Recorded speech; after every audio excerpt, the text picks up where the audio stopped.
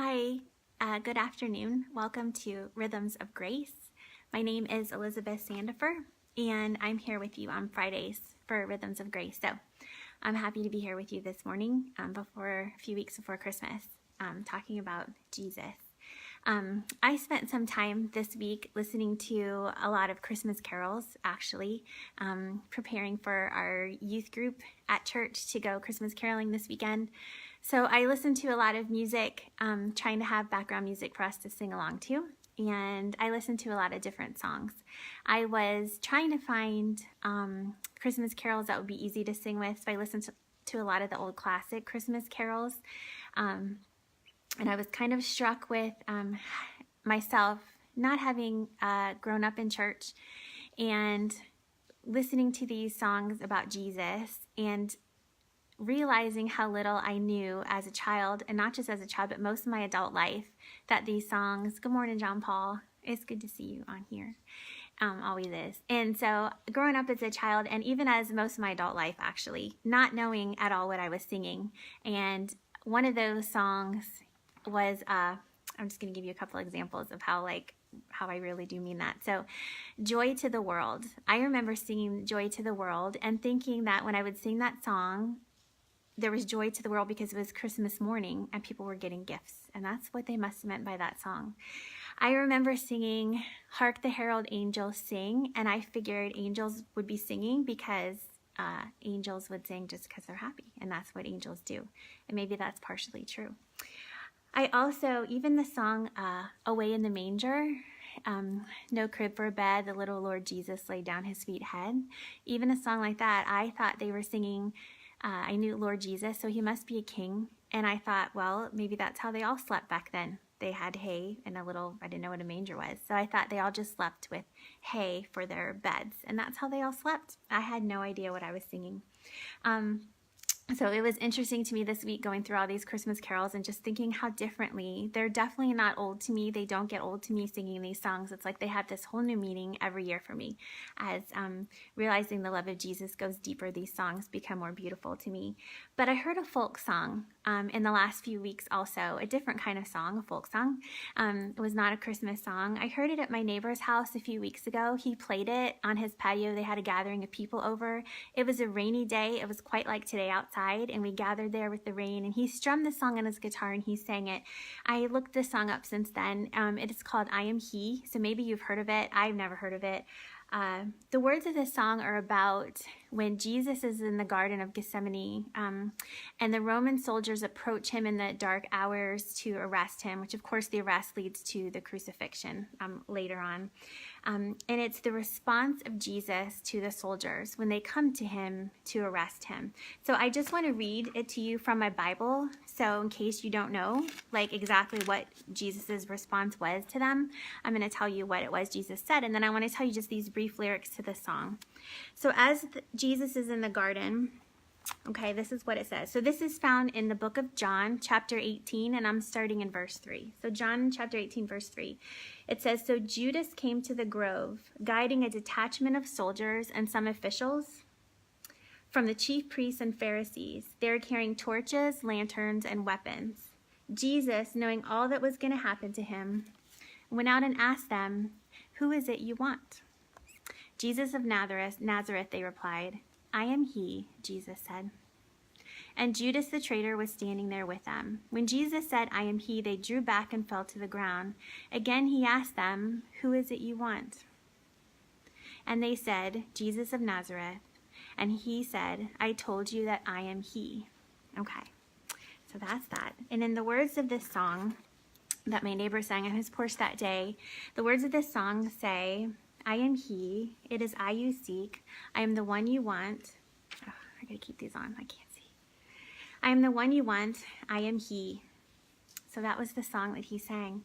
And I remember it was raining that day on the porch. Hi, Kim. Hi, Kim, good to see you. It was raining that day on the porch. It was just before the Advent season had started. And as my neighbor played his guitar and sang that song, I am he, it is I you seek, I am the one you want, I am he.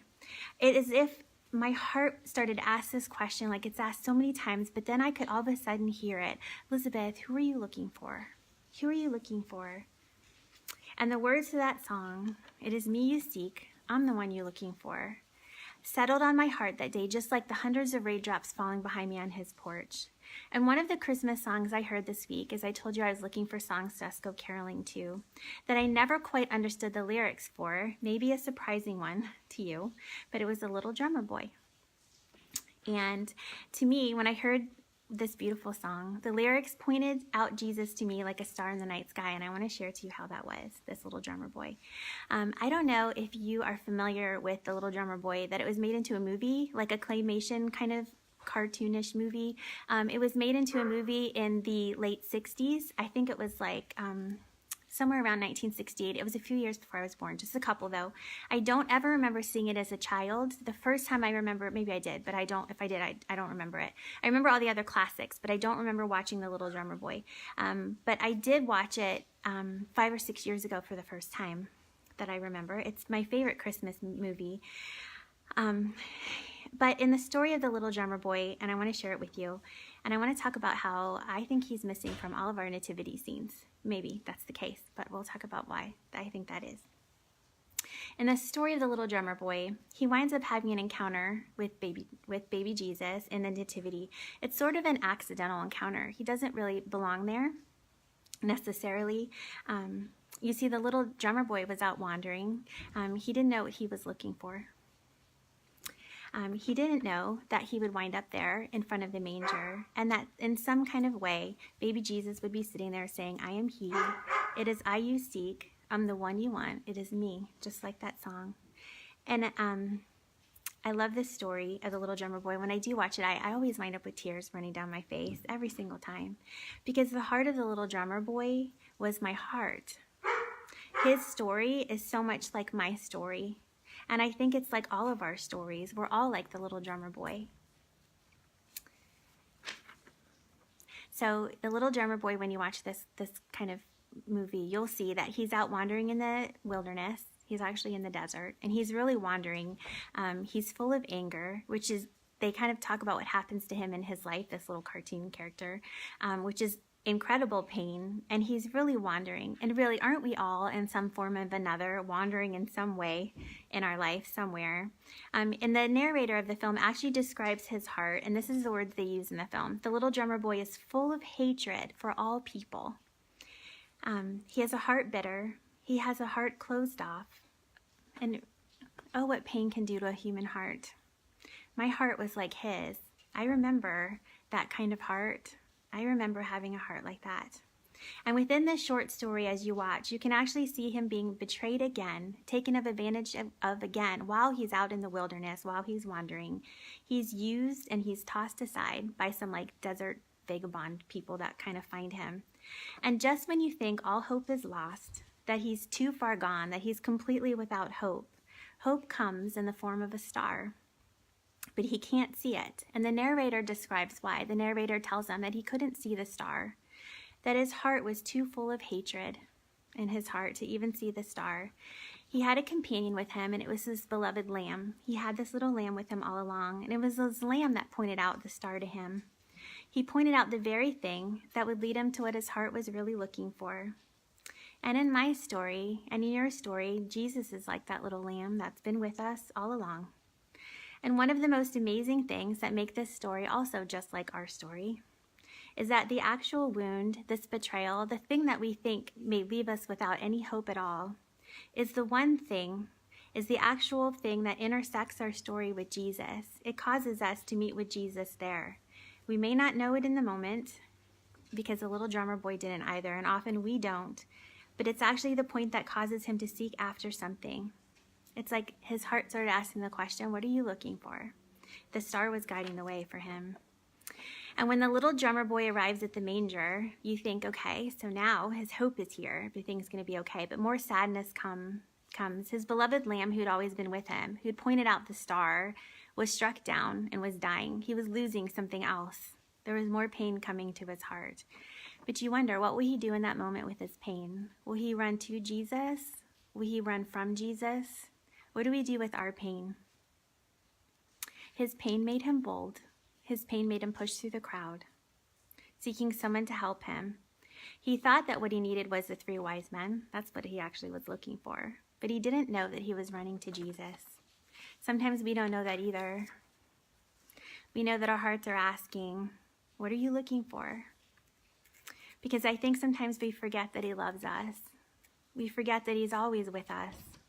And we are sitting there in the desert, and it feels dry, and we're wandering, and we're asking. But hope has come, and hope is present.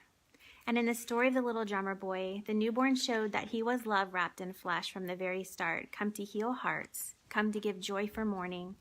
And as the little drummer boy stood before Jesus, he realized his desperate need for him, that he had nothing, that he needed nothing, he had no gift. But I have a drum, he said, can I play for you? And in this story, Jesus smiles. And I'll tell you what, though, I always actually thought it was kind of crazy in this story that the writer of this story would have the little drummer boy play drums for baby Jesus. Because really, who would write that into a story? Who plays drums for a newborn? What newborn out there would not start crying and be scared if someone starts to play the drums? And I always thought that was really silly. But we don't scare Jesus with what we bring to him. He smiles and he loves us, and the light shone around them. And when we have an encounter with Jesus, his light shines around us because his love is present. Love was lying in a manger, and love always heals. He who couldn't even see the star, with all the anger and hatred in his heart, joy filled his heart after that point, and he was never the same. And I think when your heart and my heart asks, what are we looking for? Who are we looking for? The answer is always the same. It's what the star was pointing to in the beginning. It's what the soldiers were told in the garden. It's what Jesus whispers to me on my neighbor's porch in the rain through a song at the beginning of Advent. And it's for you too. I am he. It is I you seek. I'm the one you want. I am he. All because he loves you just as you are, with the nothing that you bring. And I thought this morning about the nativity, how it's our nativity sets that we set up in our homes and those living nativities that we go visit or do in our churches around town, that really they're all missing the little drummer boy. But because Jesus came to us in a manger a little over 2,000 years ago, the nativity is for all of humanity. It came for all of us, for you and for me, and because Jesus still comes. So we, with our little hardened hearts, with our hardened drummer boy hearts that we all really are, we stand at the nativity too. The little drummer boy isn't missing because we are all him standing there. And he smiles at us and he changes our hearts with his love. The little drummer boy had a gift. He actually did. He thought he didn't have anything to give to him. And we do too. And it's always the giving of our hearts to Jesus just as we are. That's our gift to Jesus. We bring our anger. And if we don't know Jesus, we ask, who are you?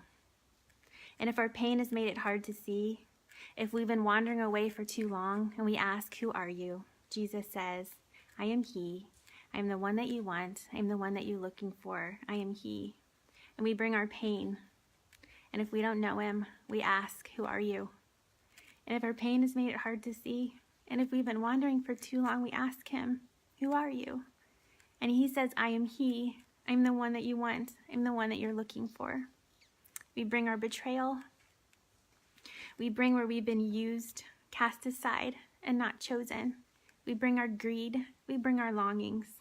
We bring our everything.